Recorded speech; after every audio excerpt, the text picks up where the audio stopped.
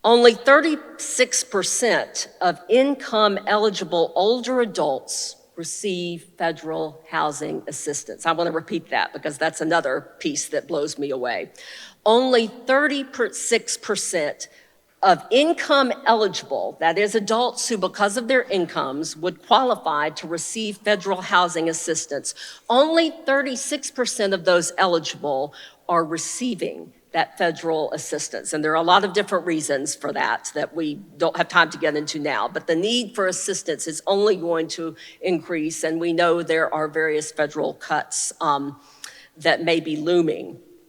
Second piece, very little of our country's current housing stock offers even the most basic of accessibility features. Things like a no-step entry, single floor living, and wide enough doors and hallways to accommodate a wheelchair.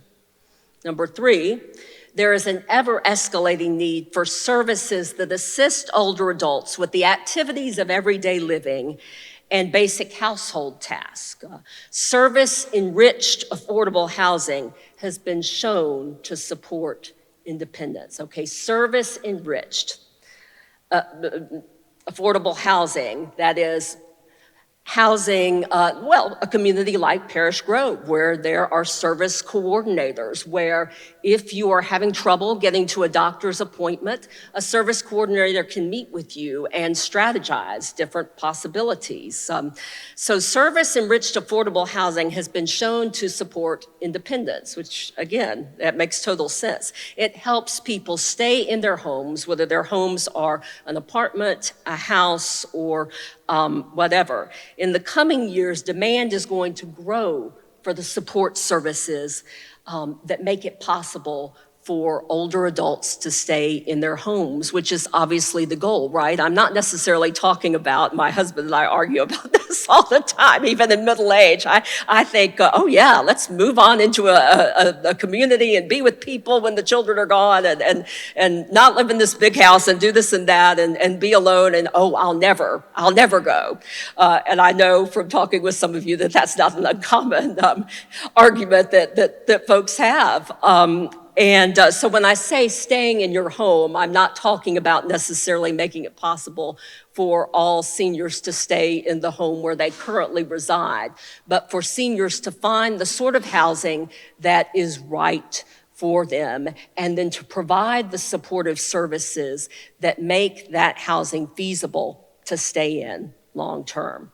And in the coming years, demand will grow, experts say. It will only grow for supportive services for even middle-income adults who cannot afford assisted living settings. Again, we know assisted living settings are very expensive, and you can save and save and save and think you've got enough, but many, many people are being surprised, again, as I suspect many of you know, to find that their money is running out. And these assisted living communities are extremely expensive. So how can we provide supportive services to those for whom living in such an assisted living center is not possible?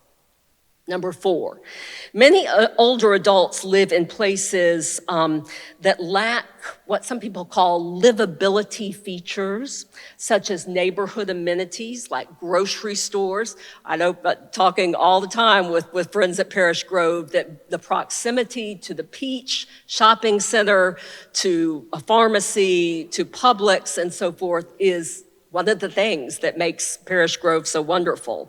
But many older adults live in neighborhoods that lack livability features, such as grocery stores, pharmacies, and coffee shops. They lack transportation alternatives, and they lack opportunities for engagement, particularly for people who are living alone, perhaps in an apartment community where many of the residents go out and work all day. So all of these livability features are things that all of us need, right? But particularly as we grow older, they can really help reduce loneliness and increase well-being. So these are some of the facts regarding housing and seniors, and especially that have implication for housing for lower income seniors. Most of these, as I said, I suspect come as no surprise to you. They've not come as a surprise to most of us serving on the Cathedral Towers Fund Committee, though I think it's fair to say that many of us were not aware of the depth and the breadth of the challenges facing our society in this regard, or of the daily cost to many of our most vulnerable neighbors in terms of quality of life and the many basic necessities that a lot of us tend to take for granted. So what have we been doing as a committee these past few months? Well, we have been learning about these issues. We have been praying and studying. And as I said, we have been hearing from a variety of community leaders who work on issues of senior housing and senior services here in the Atlanta area. We've been hearing their hopes and dreams, and we've been hearing their concerns, and we've been hearing about the challenges that they face daily in trying to deliver shelter and care to those most in need. And I'll tell you some of the organizations we've been meeting with. We have met with Matthew Piper, who is the CEO of Open Hand Atlanta.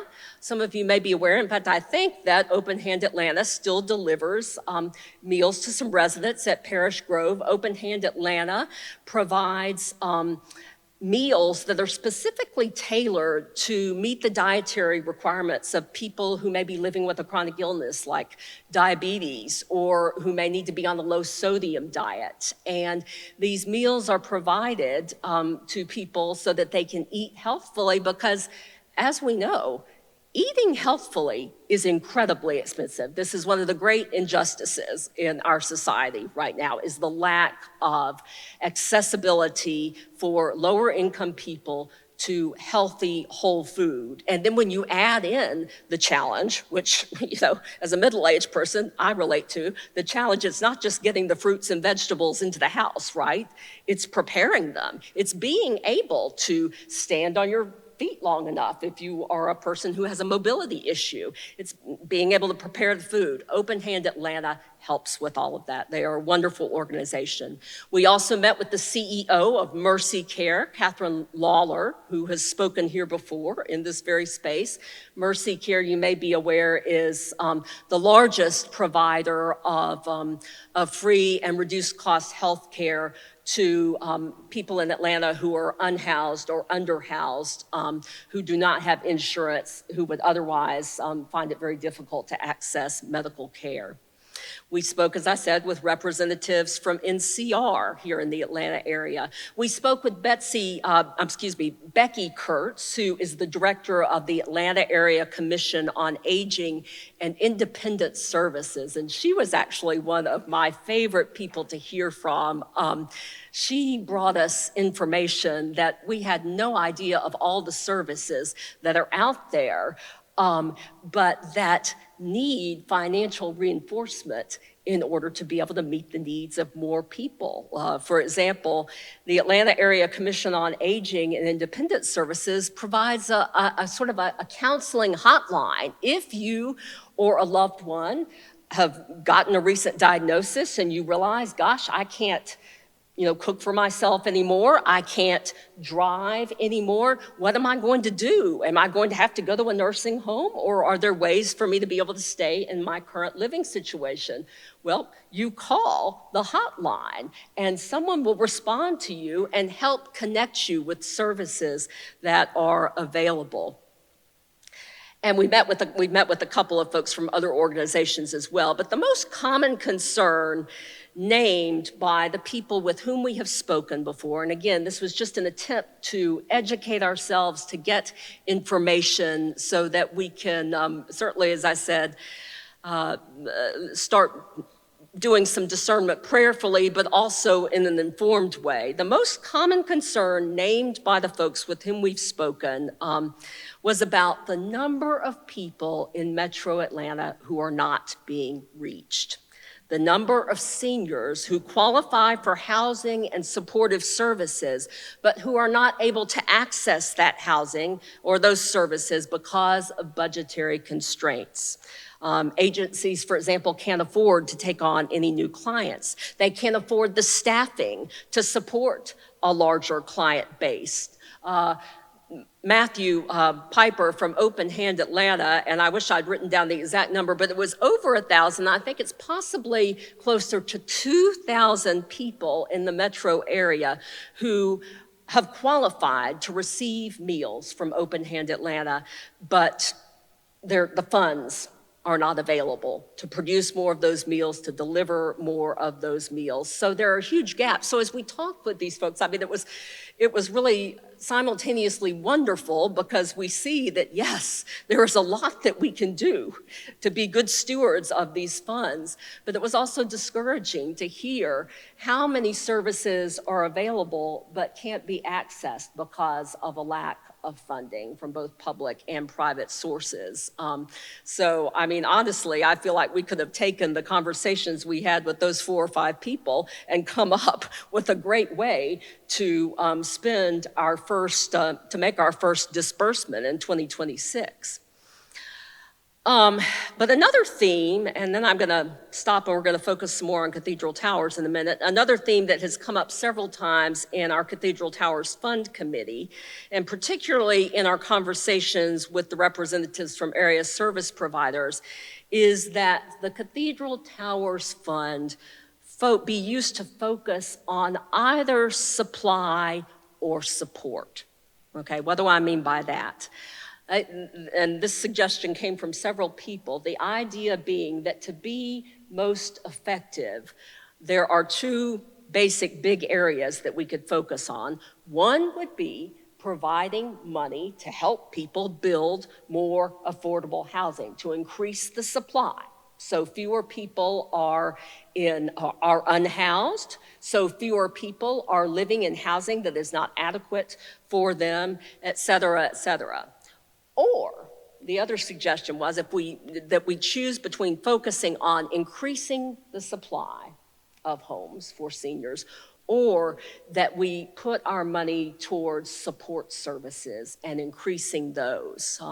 Many of you are aware that in the overall conversation in this country for some time now, the overall conversation around homelessness and housing insecurity, the policy called Housing First has been the primary approach. And I want to say I'm a big, as a layperson, in terms of social service issues and housing and homelessness. As a layperson in that regard, I'm a huge fan of Housing First because it just seems to make sense that the first thing we want to do is to get people into a safe space and then begin to address what may be some of the issues that have caused the person to be homeless or to be inadequately housed in the first place. But one, and I don't want to call it a downside, but one challenge to the Housing First approach is that many people who become housed through the Housing First approach are not able to go into a situation where they have adequate support to stay there. All right, it makes sense. Again, how do I get to the doctor's office? How do I get food? How do I prepare the food? And so one of the recommendations that I think we're going to be making to the dean and the chapter in October when we make our first presentation to them is that the cathedral, at least starting out, focus our energy and our resources on helping beef up supportive services, helping people stay in the homes where they already are. For one thing, as several members of the committee have pointed out, we're really, there's not anyone on the committee who's in the real estate business or who knows about building. And also, one of the goals in our use of these funds is that we not just write checks, but that we get involved. That we continue to be neighbors and that we grow relationships with people with whom we are working, and certainly helping to beef up existing and to add additional supportive services in various communities around town that are being built. for seniors would allow us a lot more volunteer opportunities than if we were writing a check to go build a new building. Now, to my mind, this doesn't have to be an exclusive either or proposition. For example, I can envision a scenario where we might give the bulk of our dividends each year in grants to organizations that provide supportive services here in the Atlanta area, and this process could look much like what some of our other endowed funds, the process of grant giving looks like for them. For example, if you're familiar with the Ricks Wheeler endowed fund, this is a fund that was established to help support community agencies that minister among people living with AIDS, HIV. And so every year we have about $25,000 to $30,000, depending on how the market is, to give away. And we decide how to allocate those funds by inviting local agencies to apply. And so every year our committee meets and decides on those allocations. So that would be one way to approach using our Cathedral Towers funds, the dividends each year, which will be around, I guess, probably around $2 million, because there are already some built-in costs that we have committed to support at Parish Grove. And then in addition, we are going to be, it's just been approved, we're going to be hiring a staff member to help us with this fund and with the agencies with which we'll be working, and just to help me as outreach at the Cathedral continues to grow, because we're really not as adequately supported as we could be right now. So we'll have about $2 million. But in addition to making these annual distributions, I don't see any reason, and folks on the committee are agreeing, why we couldn't, if the opportunity came up, to use some of the principal to invest, for example, with another faith community in town. I have been going to some of the mayor's faith initiative meetings on affordable housing here in Atlanta. And one thing that's become clear, and in fact, Bishop Wright has talked about this as well, some parishes in our own diocese and some churches and other faith communities around the metro area have land that they would like to devote to affordable housing, and perhaps specifically to affordable senior housing, but they do not have the money up front to do that. So we could perhaps enter into a partnership of that sort. But again, that's down the road some. I think initially we will be looking at focusing on the support service side. So these are the sort of things that we've been discussing. And let's see, I think we have not yet worked out exactly what the grant application process will look like, how we'll solicit applications, how we'll decide on applications. Will grants be made for 1 year at a time, or will we make a longer commitment in some cases? Will we invite new organizations to apply each year, or will we decide in advance to limit our grants to a certain few? All of this is still under discussion. But as I said, one definite area of emphasis will be on partnering with organizations where parishioners can volunteer and serve and build relationships with others and advocate for others. We will not simply be writing a check. Okay, I want to stop right here because I want us to get to Parish Grove and the transition and our existing and growing ministries there. But any questions to this point of what I've hit? Yes, Michelle.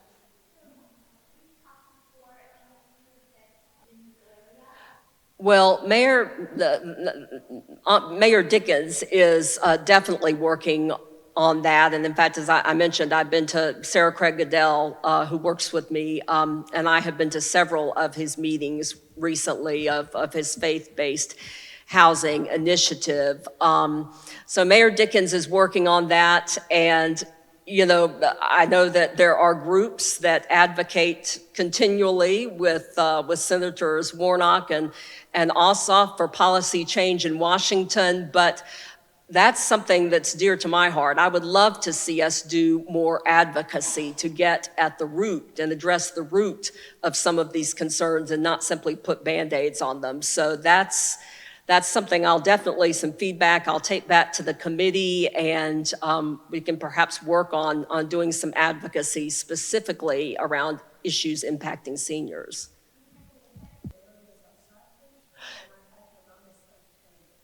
No, we have an ongoing financial commitment to Parish Grove, for example, to continue to fund the activities director, 24/7 security, the 2 service coordinators, and so forth.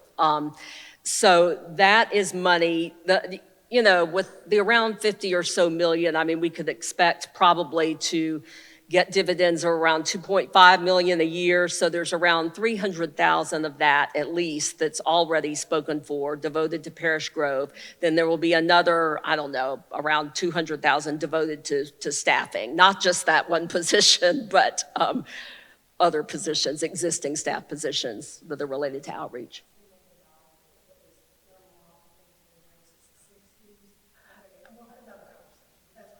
That's a different conversation. And all the money, we have not taken any money from Parish Grove and our services there. Yeah.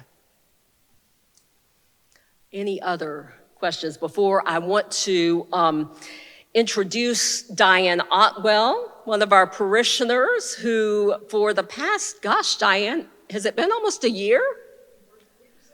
Wow. The first week of September will mark Dianne Otwell's 1-year anniversary of serving as volunteer chaplain to Parish Grove. Now, Dianne is a volunteer like no other because Dianne has extensive seminary training and experience as a hospital chaplain, and before that, in another life, she was a pharmacist.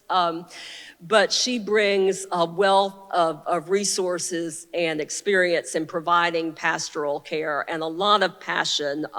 That's not the only thing that we've got going on at Parish Grove that's kind of more on the spiritual and social relationship building side, but I want to make sure that we get to hear from you, Dianne, just a bit about what you're doing.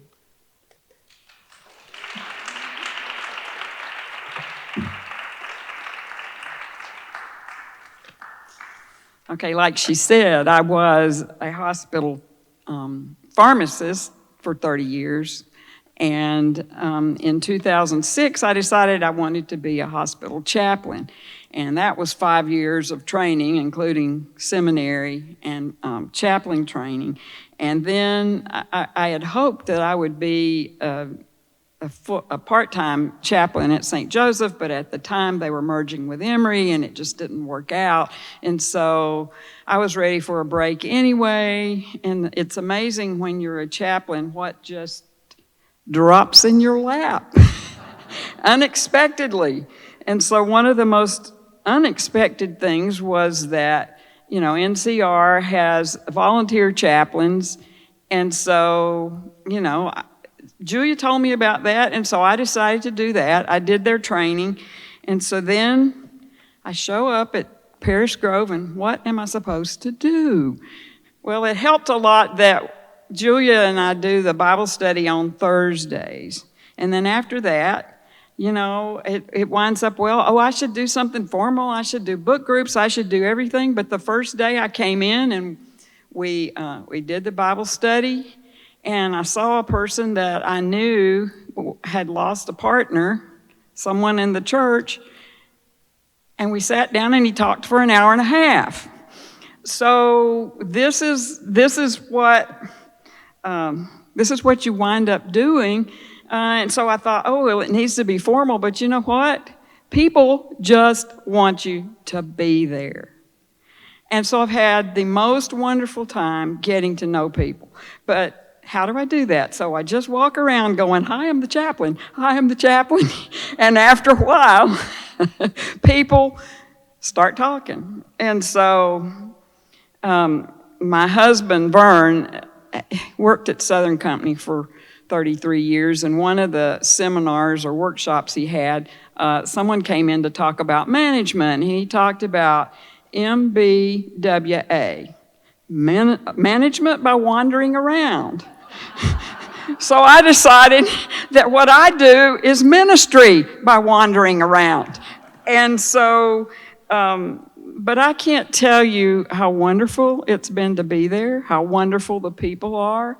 And I come home from Parish Grove as high as a kite because it has been so wonderful just to be with you all. And we have a whole row here and over here of people who live there. And if you thought this was just a bunch of elderly people, they've had rich lives, they've had professions, and they are so interesting. So if you even have any inkling that you just want to go and be with them, it's wonderful. It's wonderful. So sometimes I usually stay till coffee, and then I stay till after, and then sometimes I'm there. I have been there till 6:30 anyway. So I encourage any of you who would be interested, come on over. And I have concluded, who knew why I went to seminary?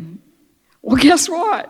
I think this was it. I went to seminary and got ordained and all of that so that I could be a chaplain at Parish Grove.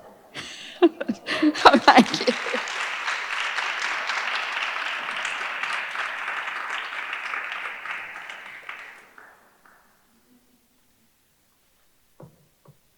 Thank you, Dianne.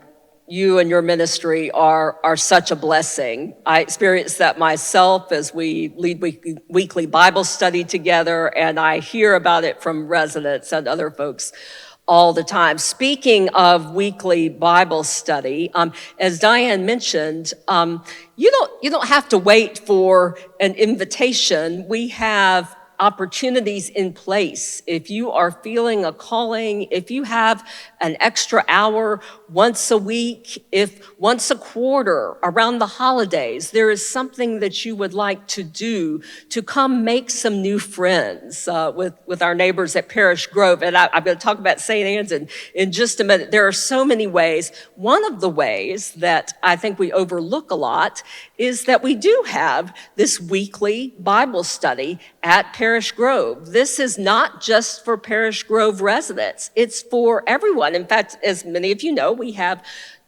around 15 or 20 residents at Parish Grove who also are involved in various ways and even members of the Cathedral. And so we have a mix of folks at the Bible study, folks who are members of the Cathedral, folks who live at Parish Grove. We welcome anyone who would like to come in on Thursday mornings to the library at Parish Grove at 11 for what I experience as an incredibly lively, challenging, life-affirming Bible study. I always leave feeling better than I walked in. And I'm not just saying that. There are days when, with everything that's going on in the world and some of the challenges I see in my work, I go in a little down sometimes, but invariably I am lifted up by our fellowship together. So I commend that. I invite you to that. Kendrick, if we can get Kendrick or Sarah a microphone, I would love, or if you'd just like to come forward, Sarah Murphy is our representative from St. Anne's Guild. St. Anne's Guild has taken on a special ministry of presence and building relationships at Parish Grove. And so Sarah has been leading that up for several years now, and would love to hear, Sarah, not to put you on the spot, but anything that you'd love to say about that ministry and that opportunity and how folks might get involved. I'm guessing even if they're not members of St. Anne's? Yes, thank you. It is just a great pleasure to speak about Parish Grove and our relationship, our guild. We are open. We began just by giving an event to introduce ourselves, and it was a tea. It was a high tea. That was two years ago, and we just had the biggest time. It was a collaborative effort, which is what we're all about, and I can thank Julia for the inspiration for our guild, because it was right after COVID was ending, and everyone had been so isolated, and Julia came to speak to us at our regular meeting, and she said, I want you to consider a ministry of presence. And for a guild of ladies who have made things happen for I've been a member at St. Anne's since we moved to Atlanta in 1988. Women get things done in the church. I mean, the antique show, we were women that got things done, and to do for. I mean, we were good at it. This idea of a ministry of presence is not to do for as much as it's to do with. And so it has been life-changing for me as the de facto sort of leader of this ministry of presence for St. Anne's that really is central. Our focus of presence is central with Parish Grove. That's where we decided we would focus. And so I can't tell you how blessed I am, and I think all my ladies would agree that getting to be with residents at Parish Grove on a regular basis, there are so many, and I'm surrounded by all of some best friends here. We talk on the phone. I text some friends at Parish Grove at midnight. You know, there are some night owls over there, and we go to lunch together. We are friends, and but our commitment at Parish Grove can be scheduled in that we love to bring every month, first Monday of the month, we bring a birthday party to Parish Grove for anybody who is celebrating a birthday that month, but we have expanded it because it's just been so much fun. We say, well, just anybody and everybody come down and celebrate with the honorees. So we are now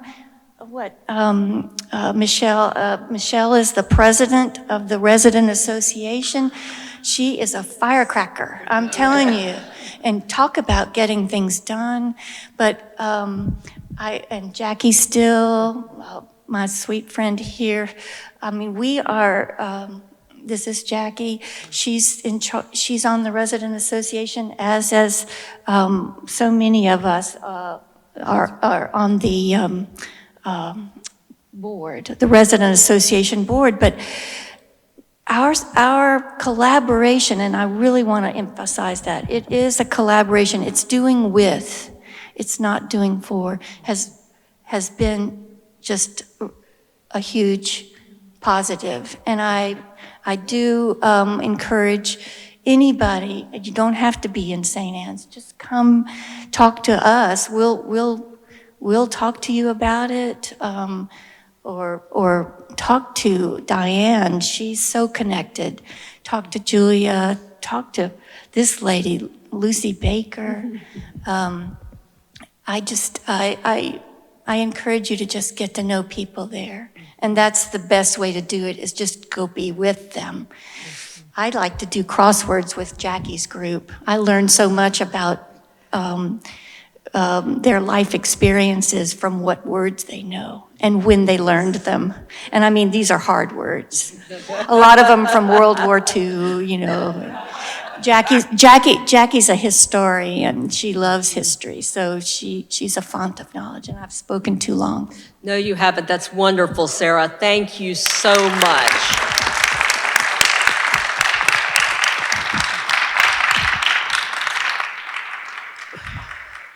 we have just a couple more minutes. There's so much more that could be said, so much more that's going on, but I want to leave just a couple of minutes for any additional questions, particularly if you have a question for Sarah about how to start connecting, to start engaging in the ministry of presence, how you can be in touch with her.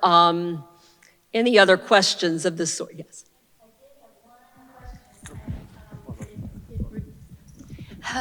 One question on behalf, and maybe Michelle would like to ask it, but... Sure, Michelle. Would you like to ask it? Yeah, I'm asking if there's a place potentially for a resident in leadership to help advise the Cathedral Towers Board. I just think it would be invaluable to have people who live there be able to, they know the community, you know, these people know the ins and outs and of need. And I don't mean just service coordination. I mean well-being need. And so I think it would just be so valuable for the Towers Fund Board to have a liaison from Parish Grove. They could maybe help you, you know, get a model going for senior living. They could really help. Sarah, thank you for that. That is going to be a question. That's going to be a question that I'm going to need to pass on to Susan Graham, who is the chair of the Cathedral Towers Fund Committee. We do have plans, I will say, and the date's not been set, but we do have plans. We want to have a fellowship opportunity, a gathering with folks at Parish Grove to just, again, have a ministry of presence and be in relationship. But that's, that question about board membership will need to be directed to Susan Graham, and I'm happy to pass that along. Yes. Yes, okay, in an advisory capacity. Gotcha, yes. Thank you for that clarification. Okay, thank you. Anybody else? We've got like one more minute.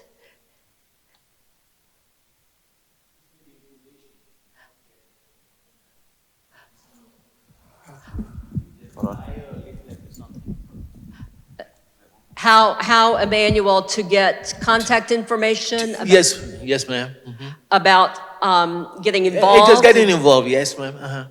Well, Sarah Murphy is right over here, and maybe Sarah, if you could you see Emmanuel before you leave, if you have time to do that? She is a great point of contact. Dianne Otwell is another great point of contact. She has had to leave, as I'm going to have to too in a minute to get ready for the next service. I have my ride coming in about couple minutes too, so I may have to talk to you later about that, Ms. Okay, Julia. sure. I'd love to talk with you as well, Emmanuel, and you know how to reach me here at the Cathedral. You can flag me down, not while I'm going down the aisle to a service, but any other time. I would love to have a conversation with you. I have often thought that Dianne might appreciate some sort of chaplain's helpers, a committee of folks to work with her on various ideas she has for how to expand her ministry. So again, the sky is the limit. So. I have one question, thank you. How many people live there? How many apartments? And also, are they full right now? Almost 200, is that correct? I believe so, yes. Almost 200, and I know that for many years there has been a waiting list. I'm not sure of the current status. Michelle or Ray or Jackie or anybody know, they're full up right now. 2 empty apartments, okay, 2 empty apartments. And if you visit the Parish Grove website, there are details about how to apply. So, thank you. Thank you all very much.